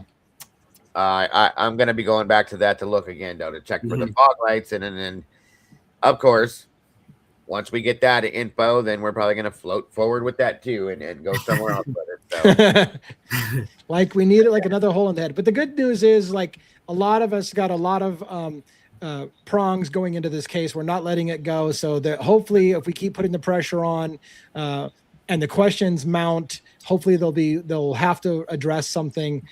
Because I just don't see how they completely ignore it. Like the attitude that nobody cares it's over is not true, because people do care. We're asking more questions all the time. And it's not just the YouTubers, it's the YouTubers' entire communities behind them that are also like, hey, yeah, go ask these questions. We all want to know. And that's a lot of numbers. You start adding all those YouTubers together in their communities, and that's a lot of people who want to know. Yeah. Yeah, absolutely. So let me throw this up here backstage for you real quick there, Lee, if you don't mind. From what I can tell, it looks like it might have fog lights. They got a freaking, well, it's yeah, they got the freaking the thing right over top the light. And that's not an intake, or that looks like a bulb under there, that busted bulb down there, if you can see it. You know what I mean? Yeah. Hold on. It's funny that you there we go. Oh, there, yeah. Fog lights, right? Yep. Yeah, that does look like a fog light there. Yeah. Thank you, 1-1, for sparking my brain again. Because as soon as you said it, I said I have to look now. Sorry. Yep. So okay. I just always thought, same as you. I don't believe in too many coincidences either. So my grandfather, my father, and my uncle are all police officers. We're all police officers. I was raised around it. I have no choice, guys. Sorry. But yeah, there's fog lights down there. So that makes it even more interesting to me. Yeah. I'm sure people are going to come at me and that has nothing to do with it. Dago, just shut up and sit down. Okay. I'm still going to look. Yeah, I love it. I love it. Yeah, that's kind of interesting, you guys. So that's, let me see if there's somebody said it with their inside shots. Oh, and then of course you have this guy saying this has nothing to do with our case. So look over there. Which this Fry. Let's see what's he doing. Yeah, I was looking to see if there were interior shots. Let me see here. I can play it if you want to hear what he has to say. Yeah, if it's good, sure. Yeah. Absolutely. I have no problem with that. I mean, let me start from the beginning where he's at. Hopefully the sound is shared on the file. If not, I will reshare it for you. It's muted in the lower corner. I saw on the actual file it was muted. Yeah, I'll do it anyway. Here we go. Let's try this again. Yeah, now it's on. There we go. All right, let me get, because I don't want to hear what she's saying, because I don't think it matters, but let's get the Fry. Here we go. Mr. Mood Ring himself.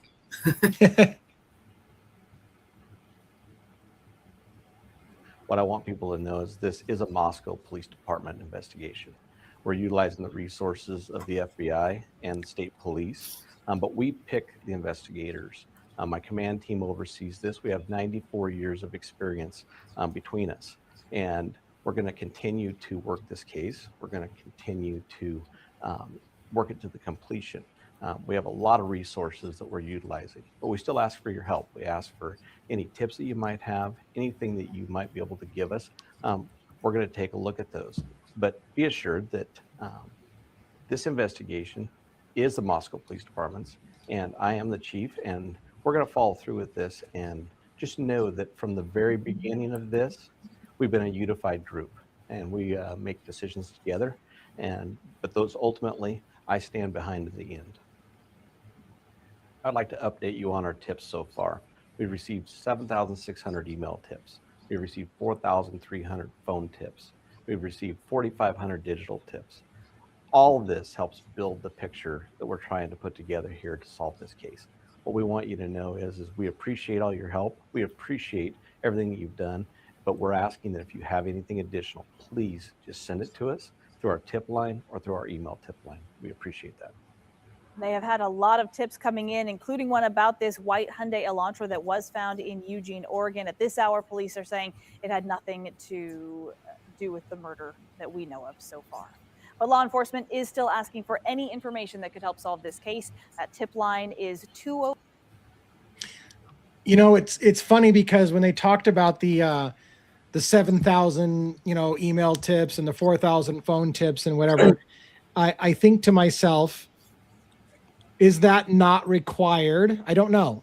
Is that not required to be turned over to the defense for discovery as well? Because those tips, if law enforcement chose not to look into the tips and there was a tip provided to them that they just chose to look the other way on because somebody was like, I think it's so-and-so, and they just went, yeah, we're not interested. We're interested in BK. Like, shouldn't the defense have all of those tips, all 7,000 of the email tips, all 4,000 of the phone tips, to look through it and see who they ruled out and how?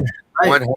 Absolutely. And it's funny that you mentioned that. I believe Lana she brought that up. I saw the other day. Well, what's interesting about the tips, the email tips at least, we should be able to FOIA and see all those tips, and on top of that, with that FOIA, we should be able to get their notes on the tip. So if they if they're like, oh, this is nothing to see here, like what we want the note, we want the notes also. Yeah. Like what was it that said, why is this tip no good? Yeah, right. I was just going to say that, like, if we can go after those, I'm going to put a net request as well. Now here's the problem. They're going to say that's 63 terabytes of data, right? That as Dan Taylor said, you need the Library of Congress size to go through all that discovery. Can we do it as well? But here's the thing: us in the YouTube community already have our ideas on some of the people who are suspects. Yeah. I want to see how many names came up that we've been looking at this whole time that were on their list and tipped off by people, and what they did with that. Did they just ignore it, or did they look into it? Because I would be super curious to see names that are showing up, like certain names I know showed up in the tip line. I agree. And like I said, that car, everybody's always pushed me to like look past it. Like, oh, just forget it. They go, it doesn't mean anything. I was like, listen, my understanding is that car had one of the owners or one of the people whose name was listed on the deed to the house in some form. His name was also listed on that title of that car at some point down the line, as well as somebody's wife, who's a big time rug person. And no, I can't look past that. I'm sorry, but I can't. Right. It just doesn't make any sense. Right. So if you do, I'm going to tell you, go back and look at it again. Something's not right. So just saying. So now, unfortunately, now that I see that there's fog lights, thank you once again, 1-1. I'm going to dig in deeper now, so thank you, sir. You gave me more work. I appreciate you. 100%. That's usually my job, is to cause Lee to have no sleep. You are doing, and yeah, that's where I'm at with it, because I don't sleep as it is. So you have taken, I'm already only sleep at 3 hours. Now it's probably going to be 2. I'm just kidding. I appreciate you, though, buddy. It was a good point, because I wasn't even thinking about that. I don't know why, but yeah. I got to tell you the interesting answer. Let me read you the interesting answer online that I did on ChatGPT about whether or not you can request the tips from the tip line. Yeah. And here was the answer. Short answer: you can ask, but you will not get all the tips in raw form. Long answer: you can lawfully request non-exempt, redacted, aggregated, and metadata versions of the tip line records, and those requests absolutely are legitimate under Idaho public law.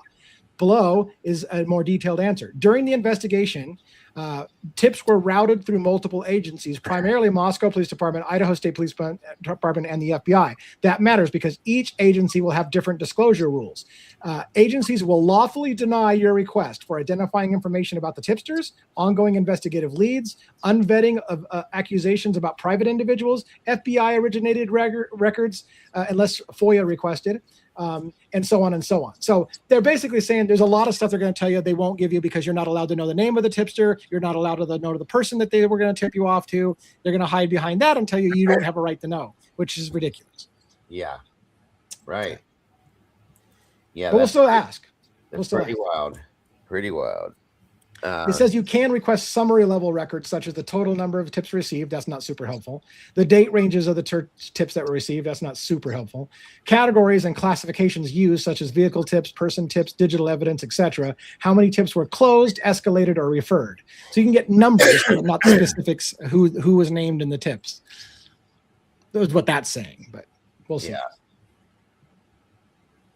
Wild, wild, wild. Every other day. Every day. Every other day. Every day, all day, every day, and twice on Sunday. And as I don't know, some of my mods are in here. I may not have said it today, but let me remind you all, I hate this case.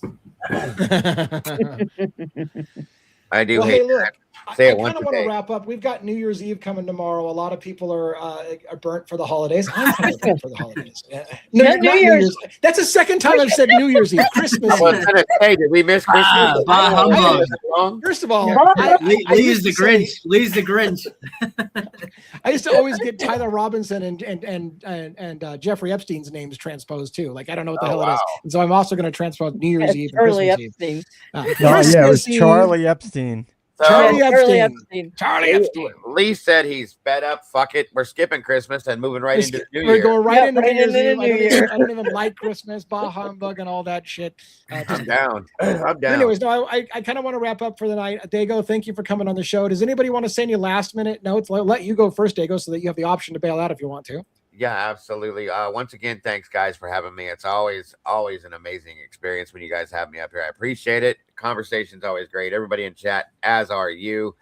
Thank you guys. I hope if I don't see you by some chance, you have an amazing and awesome Christmas and then a new year after that. And happy new and happy New Year's. Happy New Year after that.